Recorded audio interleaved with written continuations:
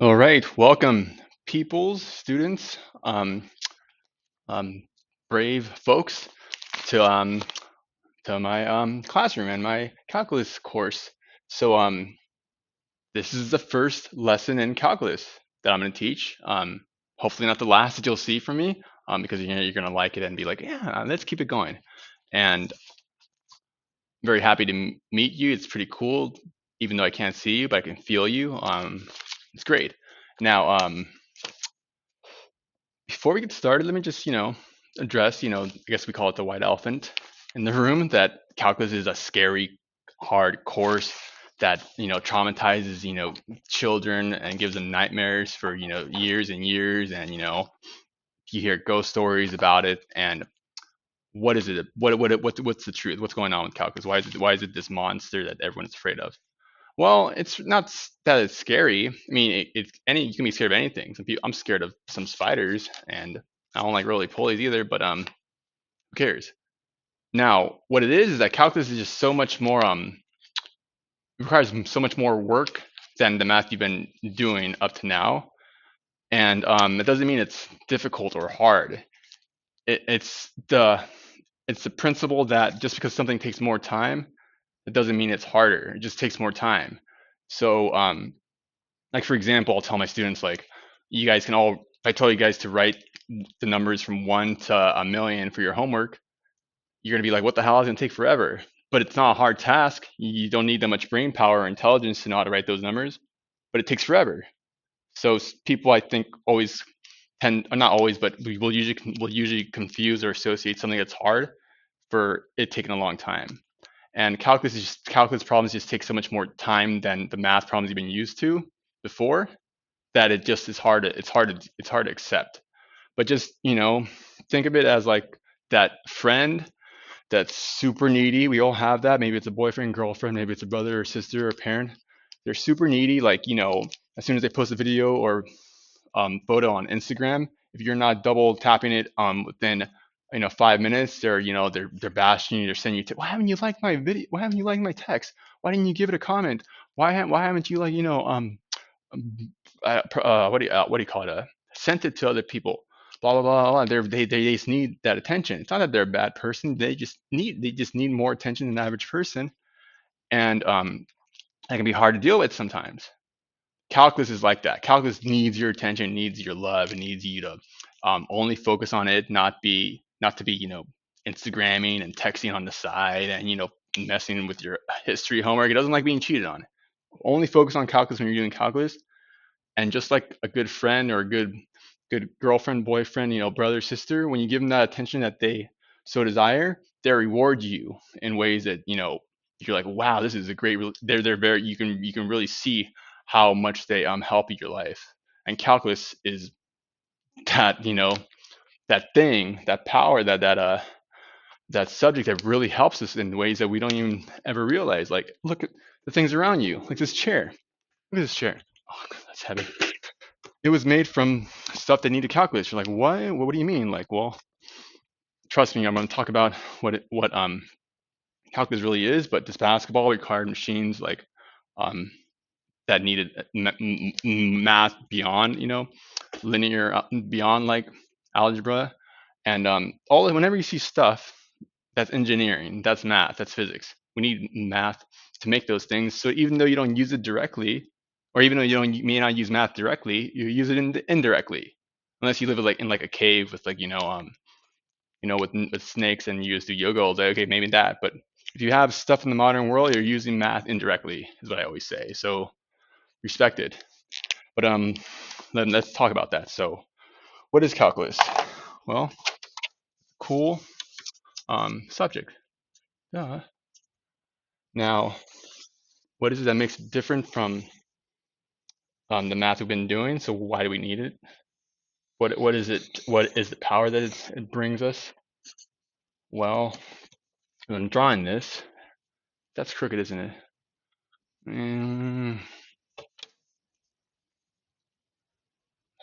Still working on it. Ah, well, it'll do for now. For now, I'll get better. So up to now in your math lives, life has been, really neat and perfect, where you have that everything follows a linear pattern or a straight line. So like your algebra teacher's like, we need algebra, guys, because you need to calculate the slope of a linear equation that helps you figure out how fast you're driving, blah, blah, blah, where you have a function and you learn the famous y equals mx plus b form, right? This is like, something that you probably know more than your mom's birthday or something. Now, the m is the slope, right? Which is, the change in the y values over the change in the x values, or we usually use y2 minus y1 over x2 minus x1. And that means that if we pick 2 points on this graph, let's say A and B, A is at x1, y1, and B is at x2, y2. We can find the slope by taking their differences in the y values, where you can look at this geometrically as like a slope triangle. Let me use a different color actually so it stands out more. See, this is going to be our delta x, or x2 minus x1, and this will be our delta y. What the heck? Or let me just delta y, y2 minus y1. I know, no, I know. I miscalculated that. I don't even know why I'm writing this right here, because every root is over there. Let me just practice. Right? Of course. And this works is because the slope stays constant, meaning that the slope is always whatever this value is. Let's say that x1 is at 1, 1, let's say, and this is at, let's say, 4, 4. So the slope is then what is it, 3? Oh, it's just 3 over 3 over 1 over 1, or 1. And it works neatly because the slope is always going to be 1. Any points you pick on this graph, the change in y over the change in x is always 1,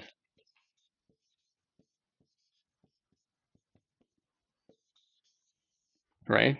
And that's why we do this. So it's like, oh, well, you need this because, what if you need to calculate how fast you're driving on a freeway? And you're always going, you have these ridiculous math problems that are like, oh, you're driving from your house at 75 miles per hour. And it doesn't make sense because you're not going to start at that speed. You start at 0 and you speed up, and there's traffic and blah, blah, blah. So it's not really realistic in the real world, but it's something that's simple and easy to follow and will make our lives much easier if all we had to do was calculate this equation. But that's not the reality. What is the reality is that we have a bunch of messy curves and strange looking graphs in real life. So there's a lot we need to understand we need to understand and know how to describe the behavior of curved lines, how they change. Let's see if I can do this better.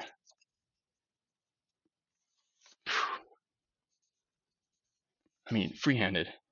Come on. Did it work? Yeah, no. I'll get better. I think it's because the whiteboard's too low. If I go down here, oh, never mind. I'll get better, guys. I promise. And then you'll be so proud of me once I can draw straight lines free-handed. Maybe it's the gravity right now. It's the gravity ship in the room.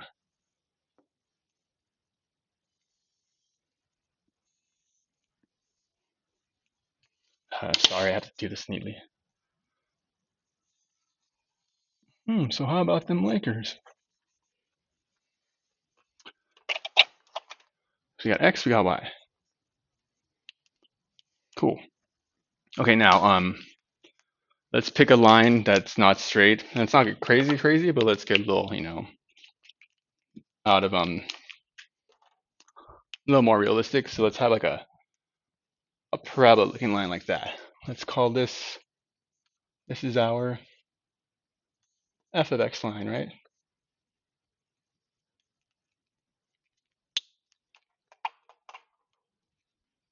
And now it's like, well, what do we do with this graph? Is that too bright or if I zoom in? Yeah, that looks really light. Let me get a different color. Actually, let me just make it black because I don't have that many colors and I don't want to use the blue and red and stuff yet. So this will work. So f of x. Now, like, how do we describe the rate of change of this line? Well, let's start with that same strategy we've been doing. Let's pick 2 points. Let's pick a point here. Let's pick a point. Let's pick points more far away, actually, so we can get really crazy. Let's go pick a point here. Let's pick a point over here. Yeah, way out yonder.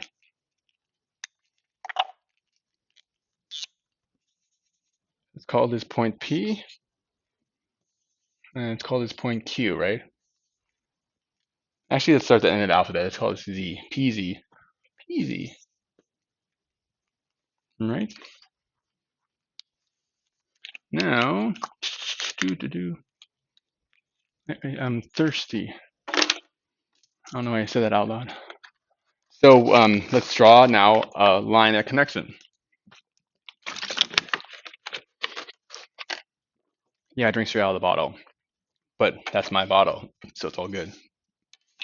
Unless I'm a cyborg, I don't really get sick. Wow, this doesn't even reach. Oh, shite. Come on. Okay, here we go. I gotta go further though.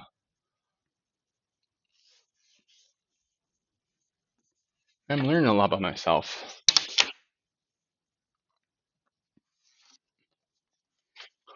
Okay, so this is our secant line. Secant. If you recall what a secant line is, the line that touches another line at 2 points. So we have 2 points P and Z on f of x. So the question is then what's the slope of PZ? Because we want to find the slope of f of x, or we want to describe how it changes, and we're going to use PZ to help us. Now, what we can do then, here we go. And I want to use the notation that these textbooks and all of them use, because then this tends to, I know it used to always throw me off. I think it goes to slope as a subscript, right? Because that can be the one thing that like you understand the whole concept, but you're like, what do you do there? So I have all the way, so let's do right here, slope. What is with these colors? I'm gonna throw some, I missed. I will invest in some more expensive whiteboard markers, I promise. Now, so what's the slope of the secant line? Well, let's label these arbitrary, well, not arbitrarily, but let's use the standard x1, y1 coordinates, and z is at x2, y2. And so we find the slope as we usually have it with the change in y, delta y over the change in x, delta x. And we can write this as y2 minus y1 over x2 minus x1. Now, being a little more formal with the notation, because again, this will be helpful when you start doing the limit evaluations. That we want to understand exactly the how this is changing in terms of the change, the delta y, delta x, and all that. Because eventually we're going to get to what's called limits in this chapter. Not in this section yet. I'm going to hold back, but we will get to that next. But trust me, it sounds cooler than it really is. Some limits are cool though, but Yeah, another thing that's kind of annoying about calculus is that I think the first chapter, no, I know the first chapter is the most boring, or it's the driest. I wish calculus didn't start that way because I feel it scares students off from that were already about to, quit. But trust me, it gets better. It only gets better. In a way, it's helpful or it's good because it can only go uphill from here. And yeah, I don't even like the first chapter. It's just a weird abstract concept. There's some math, but like chapter two is cool. You'll love chapter two. Trust me, it makes you feel like a space alien. Anyways, so here's our big ass slope triangle. So this will be right our delta x,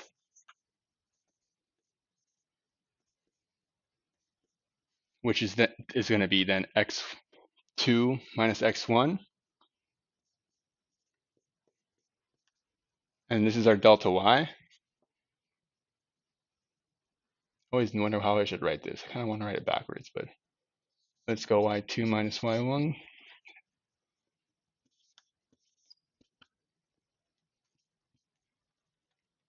That's what this side is. Maybe I should go like, well, no, you get the idea.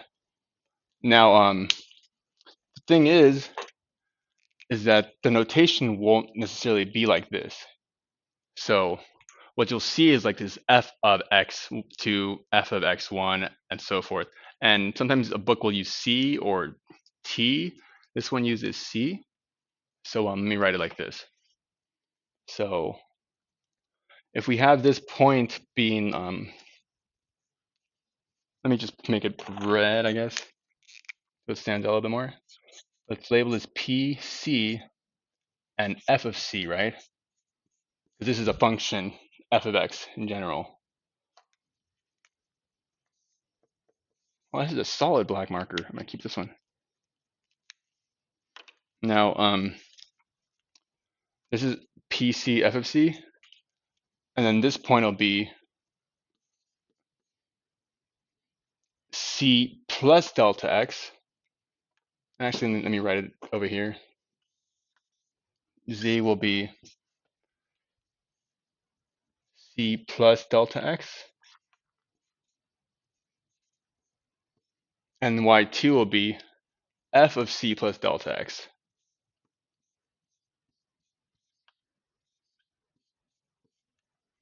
Because this is just our x value, this is your input, and this is our y value.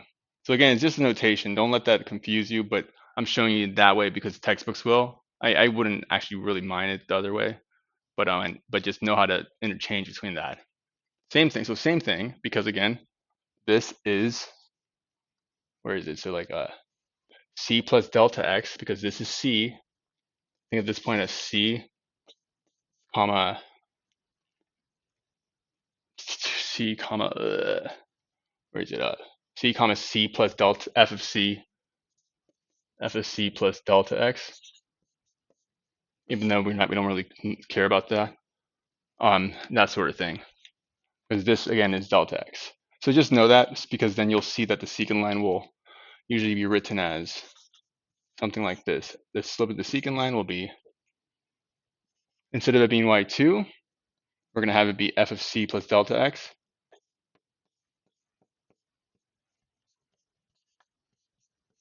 And instead of y1, it'll be f of c. That scared me. Oh man, it's probably dented. I just got that thing. Oh, whatever. It was inevitable. And then this, now I confuse myself. And then x2 minus x1. So this is x2, the c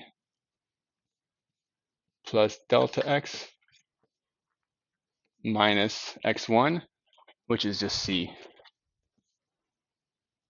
That off the whiteboard, and then going one more time.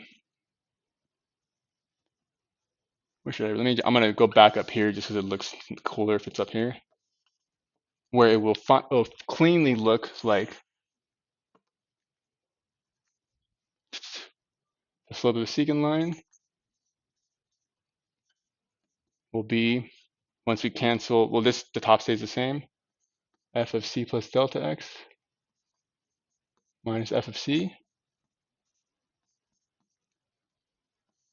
over delta x. So you may see something like this form in your textbook. Sometimes they'll have delta t. I know t is a common thing, or um, yeah, but it doesn't really matter. So that's the general idea, but let's keep on thinking. Now let's go back to the principle of what we're trying to find. Remember, we're trying to figure out how this graph changes, what's the rate of change. But since it's a curved line, you can't just graph the slope, because even though it maybe kind of looks close, we know it's not perfect, and we know that it changes, depending on where you're putting the points in the slope. Between these 2 points is going to be different, right? And then the slope, of course, between these two is going to be different, and of course these two. But we want a general, but we can still find a general technique, and that's what we're going to do with calculus. So let's focus now only on this area that we started with, specifically around point P. How can we describe how the graph is changing around point P?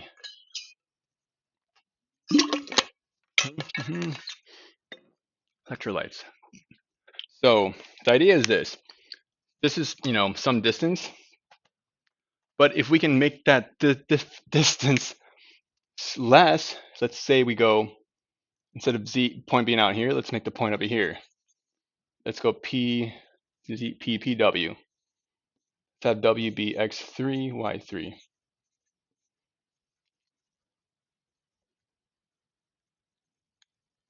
Now, if I find the slope between these 2 points, P and W, like the slope of the secant line here, secant PW,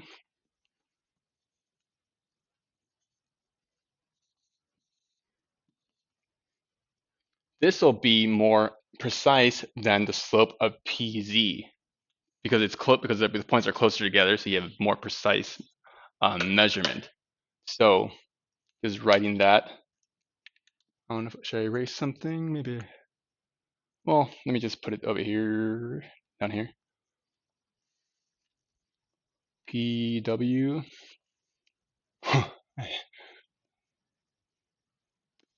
Slope of PW, that's right, is just then going to be y3 minus y1 over x3 minus x1. So same idea. Though we want to be even more precise. So just like how you're thinking, then we just we pick a point closer to P. Let's pick a point right there, like that. Let's call it what's another letter? P, PR. So PR is at x4, y4. And so then the slope of PR, you see that? Can you see that green? Oh, not very well, right? I forgot about that. Let me go with the black. Sorry about that. I'm learning. Please forgive me.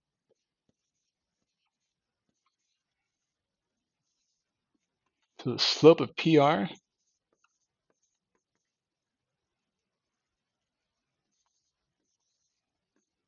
is, again, same idea, x, y4 minus y1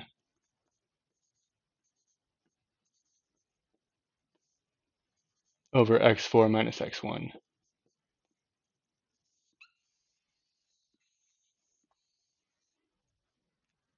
And so this is the idea. We just keep on doing that theoretically until we're just at a single point where there really is no measurable difference. Like the point P and another point is essentially the same value. And we're going to learn that's going to be called a limit. And we're going to use limits to evaluate it. And this is going to lead to ultimately the derivative, which is what calculus 1 is all about. And it's so cool because that word sounds like a that word. I remember when I first learned calculus, using that word made me sound smart, and it scares people. So when you go home later in the year, you just bust out like your calculus homework and just like look at it on a table, and everyone gets like freaked out. Your parents will respect you and leave you alone. It's a great way to kind of get people to you know uh fear you in a sense, or respect you, and like be like, oh man, this gal is super smart. They're like, because just what symbols you see are just so cool, and yeah, it's awesome. It's a great power you have. So be ready. It'll be worth it. Um, yeah, and this is Odie, by the way. He'll be around helping us. Because I've had him for like 12 years. I won him at like a midway game at Six Flags. Anyways, so that's it for chapter one, or section one. I'll do some practice problems. I really aren't any practice problems in this first section. It's just a preview. But in the next lesson, we'll get more into this and we'll learn into limits. But let me know what you guys think. This is literally my first video of this course, so I know maybe it was not that. I don't know if it's good, bad. Give me some feedback. Let me know what I can improve on. And I hope though you'll give me a chance and that you'll subscribe and keep working with me. And I'll see you guys in the next video. Bye.